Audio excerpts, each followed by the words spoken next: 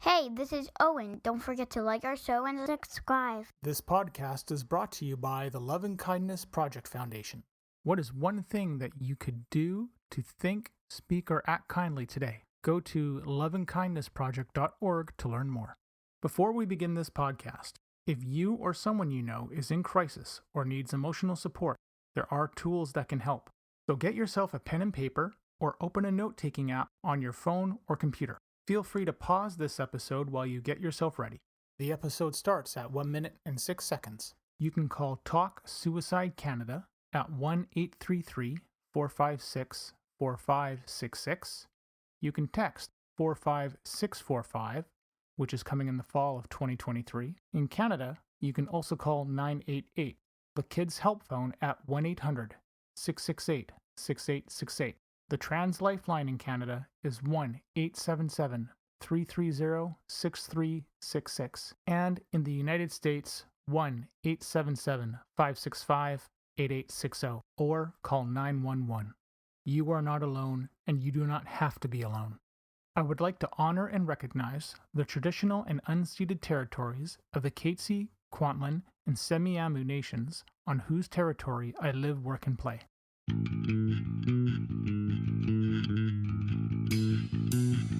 Welcome to We Are the ADHD Family Podcast. This podcast is meant to chronicle our journey with ADHD, autism, and other discoveries along the way. I reach out to advocates, experts, individuals, and other families that want to raise their voices and empower those on their journey. My name is Mark Smeets, and I am passionate about removing barriers for others through creating connections and building on strengths and practical problem solving. I am married to Siobhan, a parent to 2 wonderful kids, and all of us have ADHD. I want you to feel like you have power and hope. And now, into the episode. On Friday, September 8th, I had the opportunity to make a presentation to 5 ministries of the BC government with the advocacy group that I'm a part of, which is the ADHD Advocacy Society of BC, and also CADRA, which is the Canadian ADHD Resource Alliance. I wanted to share my speech with you. You obviously cannot see the slides that I was looking at, but my speech was based on a couple of the statistics that the slide had and how it's intersected with my life. My slide was the Ministry of Social Development and Poverty Reduction. My name is Mark Smeets, and I have ADHD. People with ADHD are 33% more likely to be laid off. I've been laid off a total of 4 times. The first time in 2008 was a shock. It was my first week back to work after a car accident, and it was announced that all the jobs were moving to Ontario. I couldn't match the vision in my head with words of what I wanted to do next. I had no skills for job interviews either, let alone writing cover letters. Severance and employment insurance kept my future wife and I afloat, but we eventually moved in with my parents. It took me 3 years to find another job, and that lasted 11 months. I could not remember things as they were taught to me, and that is part of working memory. I also had one coworker yell at me and proceed to give me quote-unquote dumb guy drills and drill me in front of the open concept office. This person happened to be in the military. The final layoff was because the office burned down, and due to all the stress and shock, I just couldn't fully process the event. But back to the grind of trying to find work with the same lack of direction, lack of vision, and I hit my breaking point after applying to about 150 jobs. People with ADHD are 61% more likely to be fired. I've been fired twice. The first time I started a job 1 month before the pandemic hit. I was given very little training and I was bounced around from role to role. When it came to my actual job, regardless of my extremely extensive background, I couldn't remember things. I didn't understand how I learned, and I needed more time and proper training. I tried very hard to rely on my technical strengths, but it wasn't good enough. I struggled to keep my attention on tasks because my brain would just jump around from item to item. I couldn't put in order any of it. I was called stupid, I was denied accessibility, and I was humiliated by having to take a course on emotional intelligence because I couldn't express where the gaps were. And by gaps, I mean I couldn't understand why I wasn't grasping the material and what pieces I was missing. The second time, I struggled to recall specific tasks and details that needed to be done. If I was labeling a chart, I'd forget to label the X and Y axis. When I drove home, thoughts and solutions raced around my head, and I would pull over on the highway and write these stories out on my iPhone, Or I'd call my wife and ask her to text them to me so I wouldn't forget when I got home. When I'm in the car and those ideas hit, I will not remember them by the time I get home. At one point, I broke down in tears because I had put a presentation together wrong. My boss yelled at me over the phone with coworkers in the next room. After all the discrimination and abuse, I was eventually fired. If I had supports, I would have kept these roles. In any of these roles, the culmination of barriers leads to trauma.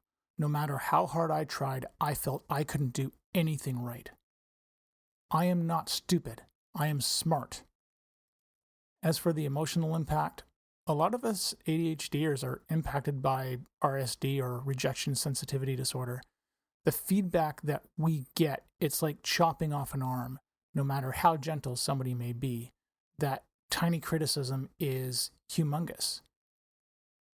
And the panic attacks I've had are not fun either. When I sit down to write a cover letter, I might have an idea, but then it's just gone. Trying hard doesn't produce words on paper, no matter how hard you look at the screen. As for the physical impact, my weight's been a yo-yo, and my physical health has absolutely suffered. Some of you have probably seen my journey with triathlon and how I've gotten my kids involved in everything with training. But now that that's over, I don't understand. I can't find a middle ground. It's either exercise all the time or do nothing at all. It's eat a bunch of stuff or don't eat a bunch of stuff. I don't get it. As for my kids, I worry about my kids. My parents had money. I had a safety net growing up. If it wasn't for them, I probably would have been on the street. My kids don't have this. I worry about how what I do now is going to affect them. My wife and I are trying desperately to empower our kids to be as authentic as they can be and make that their purpose in life and draw an income off of that. Can they survive? I have no idea. That's the end of the speech. Thank you for your time. And there you go. That's the speech I gave to the government. It was short. It was not very long, but it was definitely an emotional experience to phrase things out like this. I really do want to do an episode at some point on how ADHD can show up and manifest in the work that you do. And it's not all struggles. Sometimes that hyperfocus can pay off, but you have to be very intentional with these things. So this is being released on the start of ADHD Awareness Month. And if you're wondering what is something that you can do, so what our government needs to hear, and I think what most governments need to hear, is they need to hear from people with lived experience. And what I would invite you to do is contact your MLA, contact your MP, and arrange a conversation with them and say, here's how ADHD has affected my life. Here's how the lack of supports, the lack of funding, the lack of anything, whether it's for you or for your kid, have affected our life. And these are the stories and experiences that people need to start hearing. I love a good joke. I know that I will sit there and rip off a good few ADHD jokes, but this is serious too. And this can really mess with someone's life. The amount of people on the street with addictions, especially in this city, that may have been able to have been helped in childhood, or maybe their families, maybe they were helped and then, they aged out of the system and there were no supports for them. Those are the things that we need to bring forward to government now. And it doesn't matter what city that you're in, start doing it there too. Start those conversations because it doesn't hurt. It's only going to help. If you want to go further than just talking to your MLA or MP, so we're going to dive into something very Canadian specific.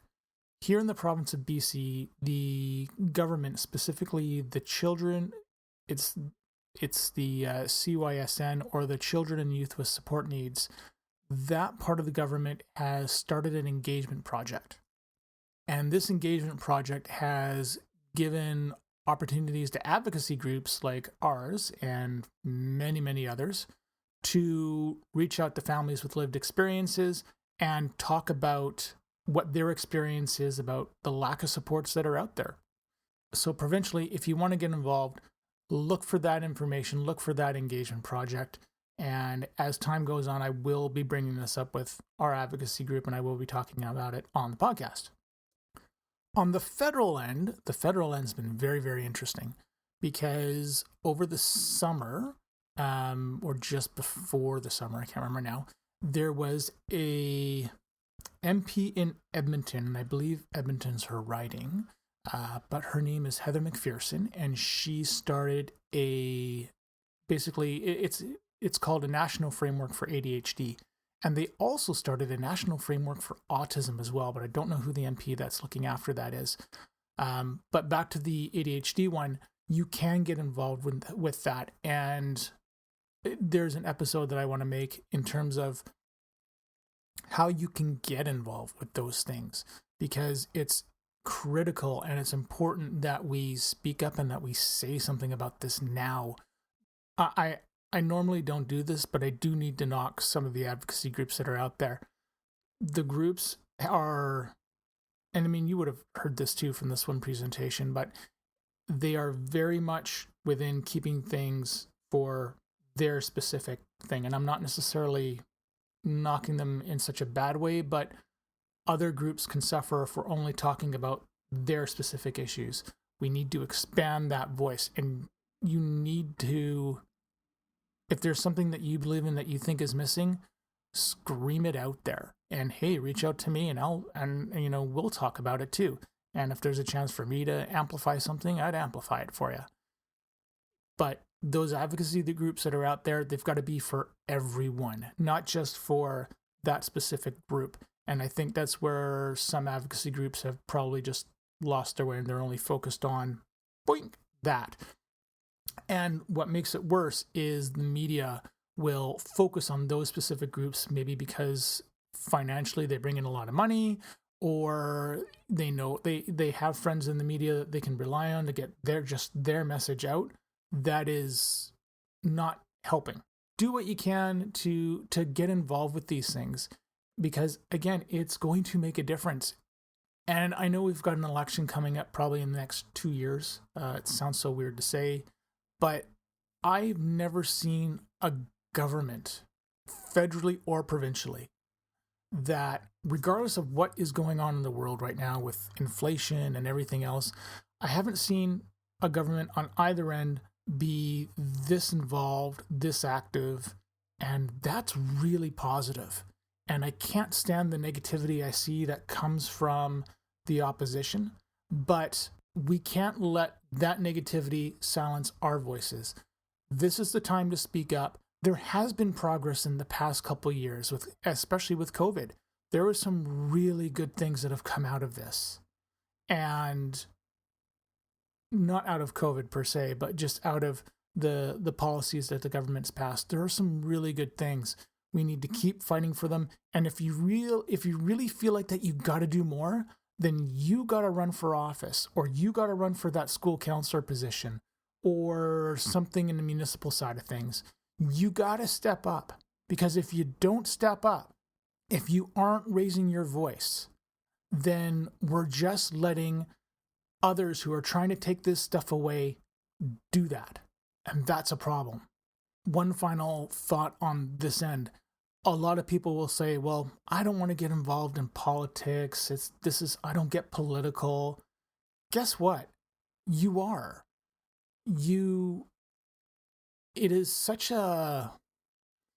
a bit of a cop-out to say that phrase, because really what you're saying is you're not interested in the Robert's Rules of Order.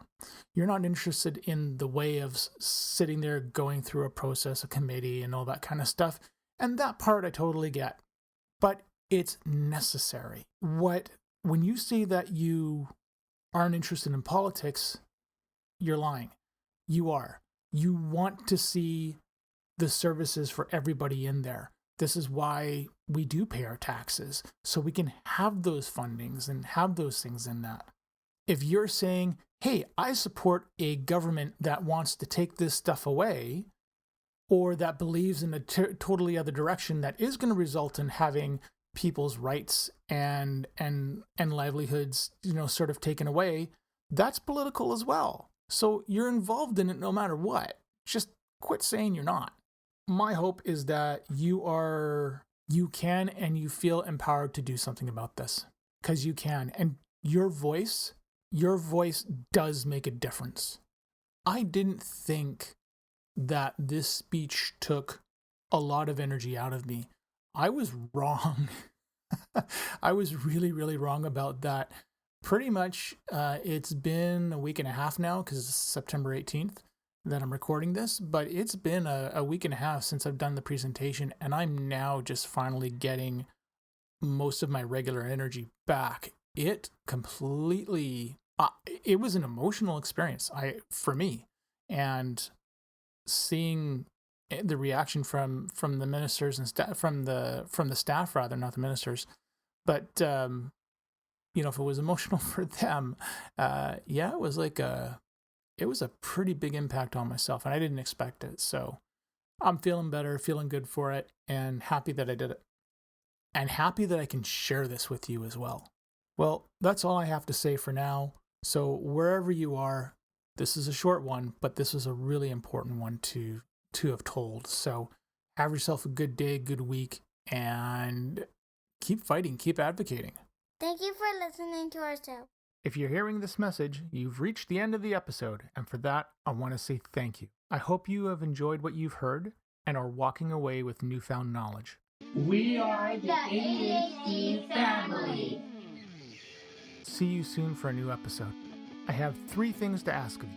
Number 1, if you have any comments, questions, or guest ideas, please leave a comment on the Facebook page. Number 2, please leave us a review on Apple Podcasts or Spotify. It helps people find us. And number 3, if you want to be a guest on the show or know someone who would make a great guest, contact me through our Facebook page. This podcast is open to everyone. You don't need to be an expert, just passionate and want to see change. The opinions expressed by the host and guest are not associated with any employer or organization unless otherwise stated.